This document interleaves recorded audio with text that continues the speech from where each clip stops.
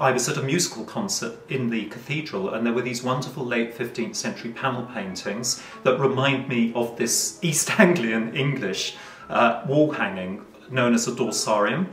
These had the same function as those altar panels in Pienza and are painted at a similar date, but these are obviously on rough canvas hangings, and this one has actually been there later put on a stretcher.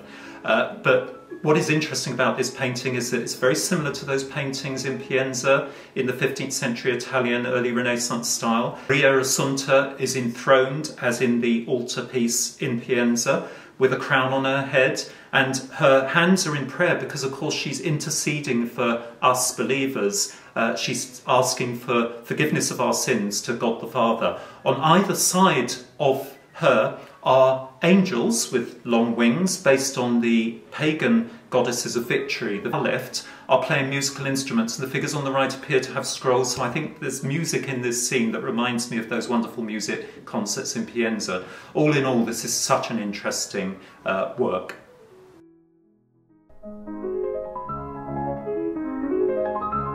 This exquisite little painting by Solimena, the Neapolitan Baroque artist, probably the original painted in the early 18th century for the cupola. It was a fresco of the Jesuit church in Naples. So this is probably a preparatory sketch, and it depicts two cherubs in the sky above a Holy Trinity painting, including St. Filippo Neri.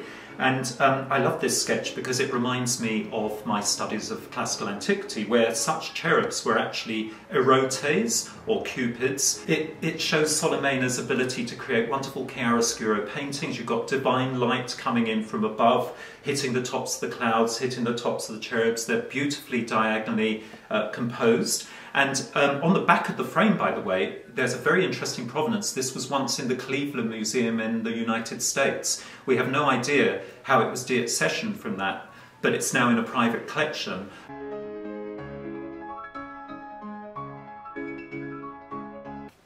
This painting is by the Circle of Anthony van Dyck, the royal court painter under Charles I. This is arguably one of the more historically interesting paintings in the sale. The original painting, now in the Frick collection in New York, depicts this sitter, who is James Stanley, the 7th Earl of Derby, who was a royalist, i.e. supported the royal cause after the Cromwell Revolution.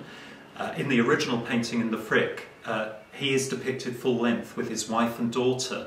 Significantly for me, his daughter is named Henrietta Maria, who is actually the name of the wife of Charles I. Significantly, the original painting only shows a sword as a signifier of military prowess. So I think this painter, maybe at the Circle, has added armour because it's only a half portrait. You can see the armour shining in true chiaroscuro Van Dyck style. And I believe that he's actually holding a helmet. He appears to have his left hand in the bottom of the helmet and is steadying it with his right hand. All in all, a wonderful painting.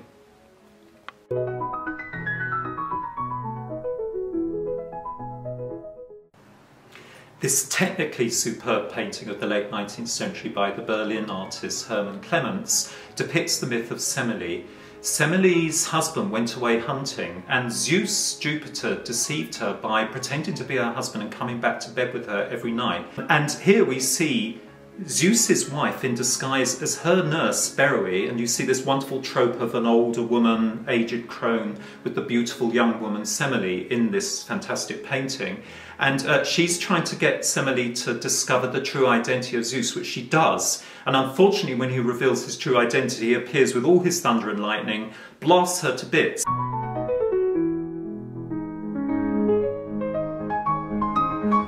I regularly take my students to the beautiful seaside art colony at St Ives in Cornwall, but I tell them that where it all started was across the peninsula in Newlyn, also on the sea. And the Newlyn School of Painters were very renowned in the late 19th century. This is Percy Robert Craft's painting of a Cornish fishwife. What's going on here is a kind of joint labour. Her husband is out at sea in one of these Cornish luggers. You see their beautiful red-brown sails in the background.